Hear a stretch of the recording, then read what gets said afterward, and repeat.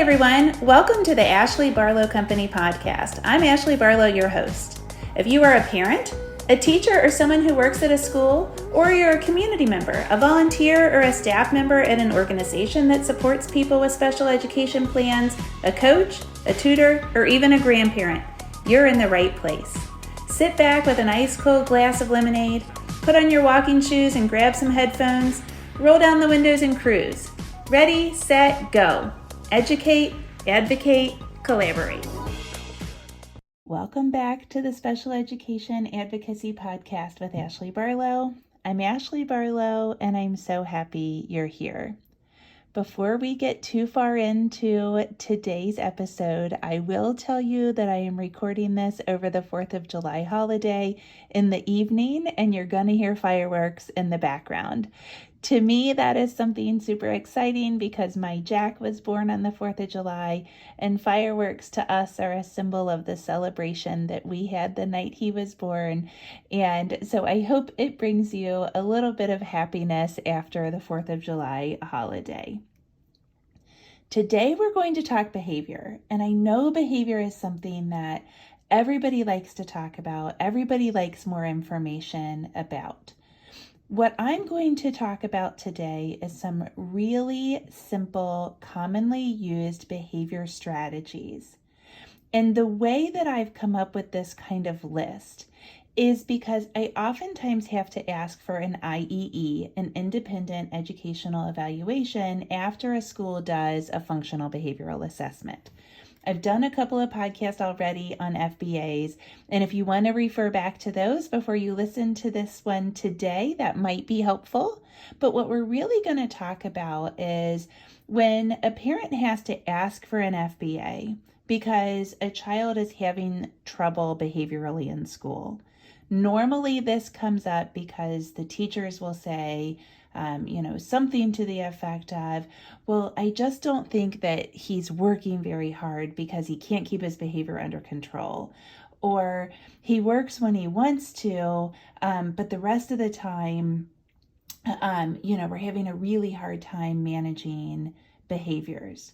And so I oftentimes start by looking at that functional behavioral assessment, and I'll notice some insufficiencies or some errors or some, something that I want to look at differently, and I'll ask for an IEE.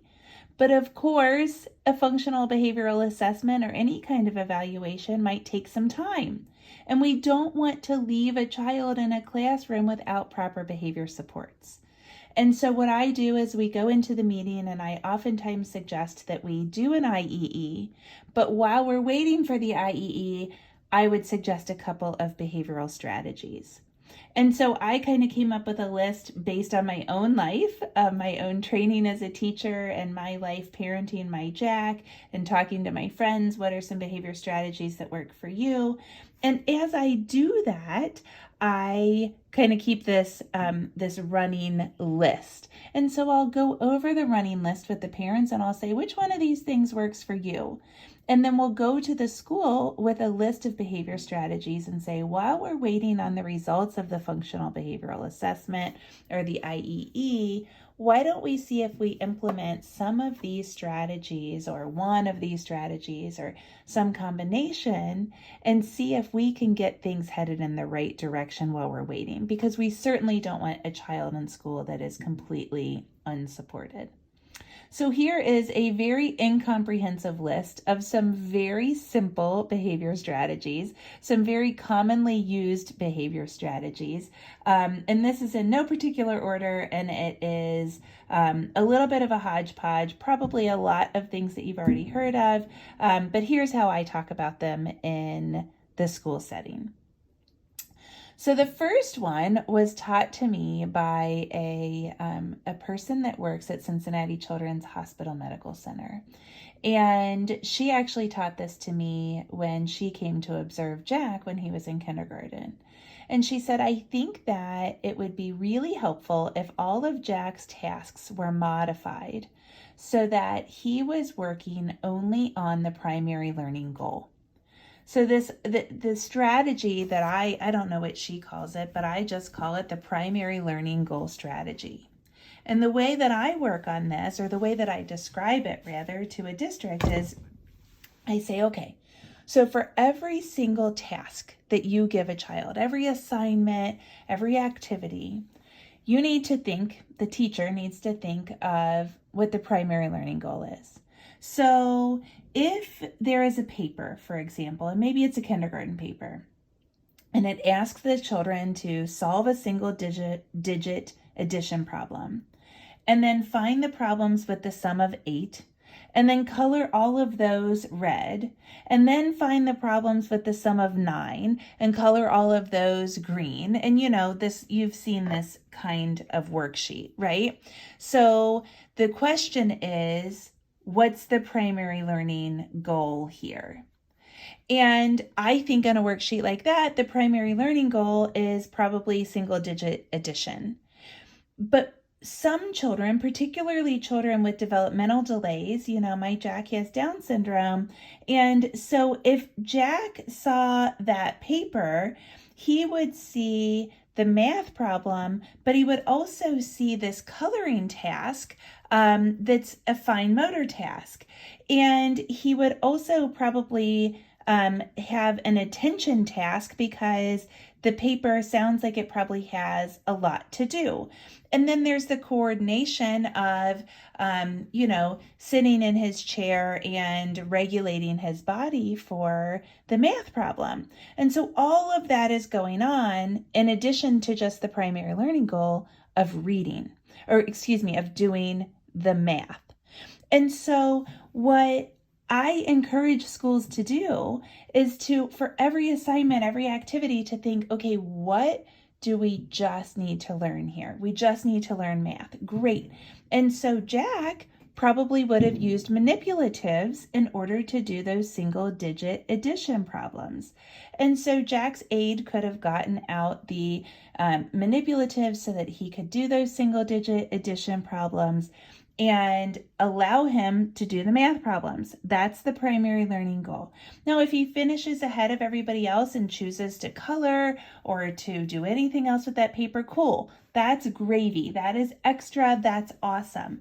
Maybe you could use the extra time to access some other behavior strategy or to access some other regulation strategy, whether that's heavy work or animal walks or something like that. So we use these kinds of, we use this strategy to really modify the work, to simplify the work, and to make sure that we're doing the actual work that's tested instead of testing other things, like in this case, attention and fine motor and coloring and that kind of thing. So the primary learning goal is the focus. So simple, but so effective. Another thing that I think is super helpful is to look at the actual profile of the child. So my Jack and a lot of children with Down syndrome have a really strong visual profile. And that's not true of every person with Down syndrome, but it is definitely true of my Jack. And so as a result of that, there are some strategies that are very helpful for children that have strong visual profiles. And one is kind of a negative, and that is that as a result of this, or maybe who knows how the brain works, I'm sure somebody knows, but not because he has a strong visual profile, but Jack doesn't have a super strong auditory profile. And so oftentimes things that I say, he'll miss a word or two. And so one thing that I've had to explain in supporting Jack and supporting a lot of children that have Down syndrome or strong visual profiles is give directions in the positive. So instead of saying, do not take that paper off of that child's desk, the best way to say that is leave the paper there or only touch your own paper, so that you're getting the affirmative and you're getting all of the words. If I were to say, do not take that paper from that person, Jack might miss the word not. or the word not might not register to him on that particular day in that particular setting. And what he actually interprets as, oh, I'm supposed to take that paper, because all he hears is take paper. And so if you give an affirmative direction, that's oftentimes helpful, like hands to yourself, walk with your friends, sit in your seat, positive things. Another thing that's helpful for a child with a really strong visual profile is a visual schedule. And those visual schedules can involve any duration of tasks. So some children just need a visual schedule for the entire day. We're going to do math, and then we're going to do reading, and we're going to do circle time, and that's enough. Some children need visual schedules that are broken down into individual tasks. So, for each center during center time, there would be a visual schedule saying you're going to do this, and then you're going to do this, and then you're going to do this. Once those schedules are presented and the child understands the routines and that kind of thing, usually the need for the schedules themselves will kind of diminish, and that support can be faded. But sometimes we need visual schedules for time periods that are 2 or 3 minutes long, sometimes for 30 or 45 minutes long, and sometimes we can get through an entire day with just one visual schedule. Of course, another idea for a visual schedule is kind of a task chunking schedule, where we might have the numbers 1, 2, and 3, and then we're marking down, we're going to do 3 math problems and then we get a break, or we're going to do 3 papers and then we're going to be all finished. And so that would look like maybe a number 1, and sometimes there are little Velcro things that you can move up to the top. Sometimes when I work with Jack still, particularly if we haven't worked together in a while because we've had a break or something, I will simply write down the numbers 1, 2, and 3, and then we X them off. But somehow we are signifying that we're finished with task 1, finished with task 2, finished with task 3, and then we will move on. So a visual schedule can be very helpful no matter what it looks like. There was a big firework. Another thing is checklists. A lot of children do very well navigating all kinds of different environments, but they might need a checklist to do it. So maybe we need a checklist in the restroom. And if we had a checklist, that would help to keep us on task so that we know that we, go potty, and then we wash our hands, and we get a paper towel, we put it in the garbage can, and we walk out. And that might be all that you need in order to curb that behavior that's happening in the restroom or something like that. You could do checklists for morning arrival, for afternoon pickup, for lunchroom tasks, all kinds of different things. Of course, social stories work also, and this week I am going to post a video on my Instagram stories where I show you how I do a social story for Jack in an app called Book Creator. And what I like to do is I like to take lots and lots of pictures of something that we're working on. So the book that I'm going to make this week is about golf, because we have a goal of Jack playing 9 holes of golf, and he has done 7 holes, which is awesome. But sometimes it's just really reinforcing to him to see himself succeeding, to see himself in these activities. And so the last time we played golf as a family, I made sure to take lots of pictures, and I actually took some videos where my husband, he calls Daddy-O, so where his dad is explaining to him, different shots and different clubs that he can use and that kind of thing. And what I'll do is I'll make a book that is about Jack, and it's about Jack succeeding at playing golf. And I do it all on this Book Creator app, and then he can read it himself. The app will actually read it to him, and he can watch it before we play golf the next time, and that is extremely helpful. So we do those when we go to the dentist, for example, and lots of other places. So I like to make my social stories more about him, but there's lots of different ways to make social stories as well.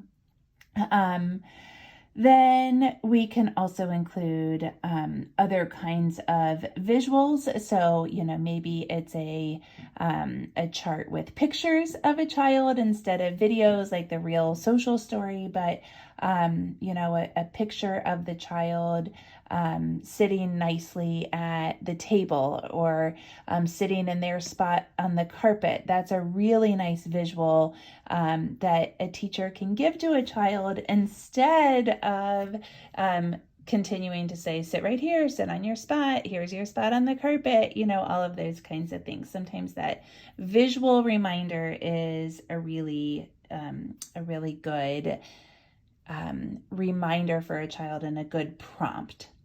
I think now is a great time to take a little break. I'm going to meet you on the other side of this announcement about the Special Education and Advocacy Lab. I want to invite you to check out my Special Education and Advocacy Lab.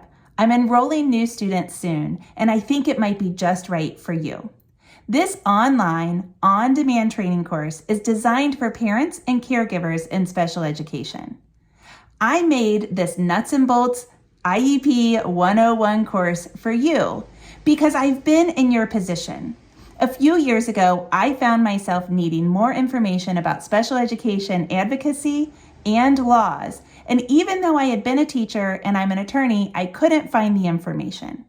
Head over to my website to check out more information about the Special Education and Advocacy Lab.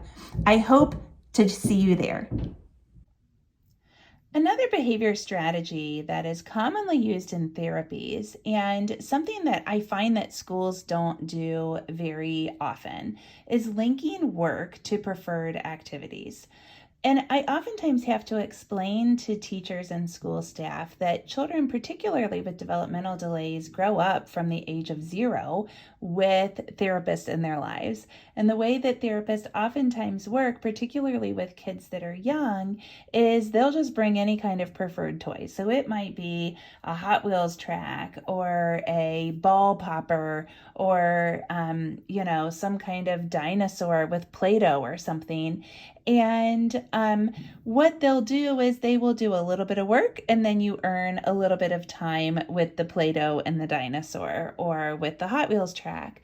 And so maybe you are saying words in speech therapy and you're going to say 50 words in that session, but every 3 words you take a second and put the car down the track.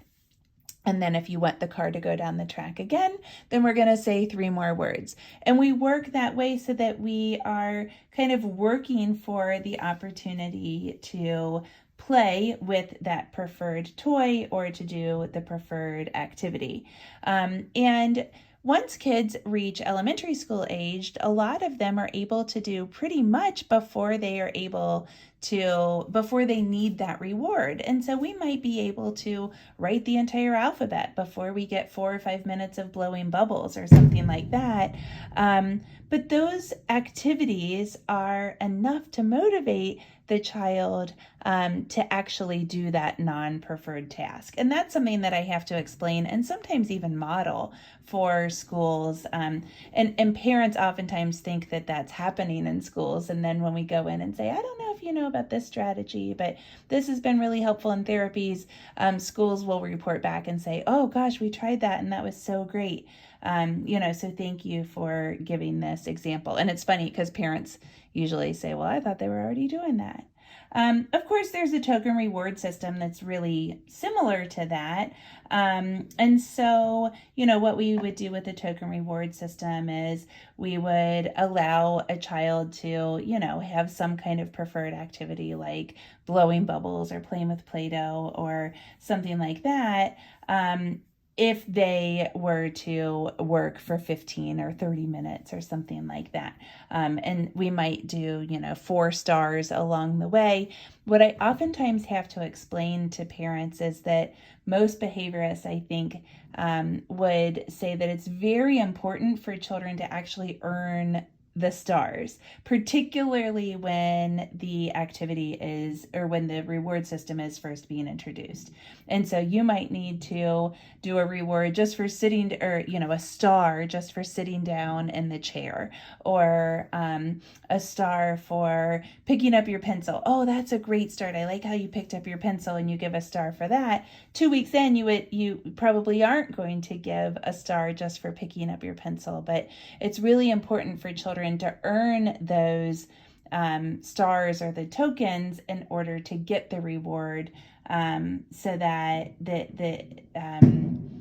it's reinforcing, I suppose, is probably the best way to say it. Oh my goodness, a big firework here. So then we can talk about other kind of things to regulate a child. Oftentimes children are simply not regulated, and that might be from a sensory standpoint, it might be proprioceptive, but somehow, some way, neurologically or from a sensory profile, we just aren't regulated. And I think the biggest thing that I have to explain to schools is how children need scheduled movement breaks that are not conditioned on behavior. So a lot of times schools will want to take away recess, something that drives me absolutely berserk because a child isn't doing well. Well, recess is a great opportunity for a child to get some really good gross motor activity, to get maybe some proprioceptive input by jumping around or by swinging or spinning. And so we certainly want to keep up with the recess routine. But sometimes we need movement breaks that are available to a child and scheduled throughout the day in order to re-regulate the child. And this is really similar to how you might feel even if you are neurotypical when you just get up and take a walk in the middle of your workday, or if you take a break and you go get lunch and you have to walk to your car and talk to a different person at the drive-through window and that sort of thing. So just a movement break sometimes is very, very helpful. Of course, that movement is even better if it is super intentional. And there are programs that help children with recentering, with that mind-body connection. And so we're talking about something that's very proactive. It might be yoga or something like that. And then, of course, breaks that are earned by way of a reward. So sometimes the reward could also be an additional break. And it's okay to give movement breaks as rewards, of course, because a lot of children like to move. But it's also super important to make sure that there are breaks that are built in that are not just rewards that you don't have to earn, because if that's what we need in order to do okay in school, then that's what we are entitled to get. And so, any of these breaks might look like animal walks, like a crab walk or a bear walk or something like that. It might be jumping exercises. Jack's teacher used to take him to run an errand every once in a while, and he would have to open all the big fire doors in the school. And when he was in preschool in particular, that was really heavy, but that gave him nice input, and it was really good for his body, and he would usually do pretty well after he had been on a walk like that. Lots of schools now have sensory paths in their hallways, and those are lots of fun and help significantly. Of course, there are programs like what you can find on Go Noodle, and there's lots of yoga programs on YouTube, like Cosmic Yoga, etc. And then sometimes there's stuff that we can do even just in our chair, like put a little wiggle seat in the chair, or some kind of compression is not recommended as much anymore, but sometimes a compression vest might work, or a fidget, little footrest on the chair. Even that can really help to help a child to get more regulated. Another thing that we do oftentimes is some specially designed instruction to help a child identify his or her emotions. I bought a program when Jack and I first started working together at home because of COVID. And this was on Teachers Pay Teachers. It was probably just a few dollars, and it was a yoga program. And what I loved about it was at the beginning of every yoga session, we would talk about how we felt. And there was this nice little page where we could talk about if we were feeling angry or anxious or really happy or sad. And then when you flipped it over, then you would do your yoga. And when you flipped over that first page, it would talk about how you felt after your yoga. And that way we could really talk about what different emotions feel like, and how our yoga helped us to feel better, or if it didn't help us to feel better, what we were going to try to do to feel more ready for school, or to feel more happy, or to try to relieve our anxieties or something like that. And so sometimes we need to be more definitive and more specific about identifying our emotions, particularly as children age. That's a great self-advocacy skill that we want for children to learn. And then the last thing I'll talk about is redirection. And the reason I talk about redirection is because I oftentimes have to really talk to schools about how we don't want to make children obstinate. It's kind of the pick your battles strategy. And I haven't had to do this much for Jack in particular, but a lot of children with profiles similar to Jack's. Jack has Down syndrome, and he has ADHD, and he's pretty stubborn. If you say no to Jack enough times, he is going to get pretty darn obstinate. And so a better strategy is to redirect him. That might be a little tricky sometimes, particularly in school when a lot of tasks are non-preferred. But, even just saying, oh, wow, look at the duck on this paper. Did you see this duck? Why don't we start off and, we can color the duck yellow or something like that. And sometimes it's that easy. But maybe the redirection is something that does steer away from the academic task just for a second. Maybe the redirection is, let's go run an errand. I need somebody to run an errand for me. And sure, the child gets to escape from the activity, but 9 times out of 10, it's if you can redirect and then get the child back on task, it's going to be more effective, more efficient. It's going to take less time than if you try to basically cram the activity down and say, no, you're going to do it. No, you can't play with the Play-Doh right now. You have to sit here and do this paper. There are a lot of children that will have the opposite effect and will never actually do the paper because they just get obstinate. And so, that kind of leads to the overarching recommendation in this podcast, and that is that you really advocate for your child from a place of what works for your child, what works for your family, what have your professionals told you, and doing it from a spot that is very, very child-centric. And remember that I use these strategies as a lay person, not as a behaviorist, not as really a teacher. I was certified in German education, so not as a teacher that is certified in teaching children with disabilities.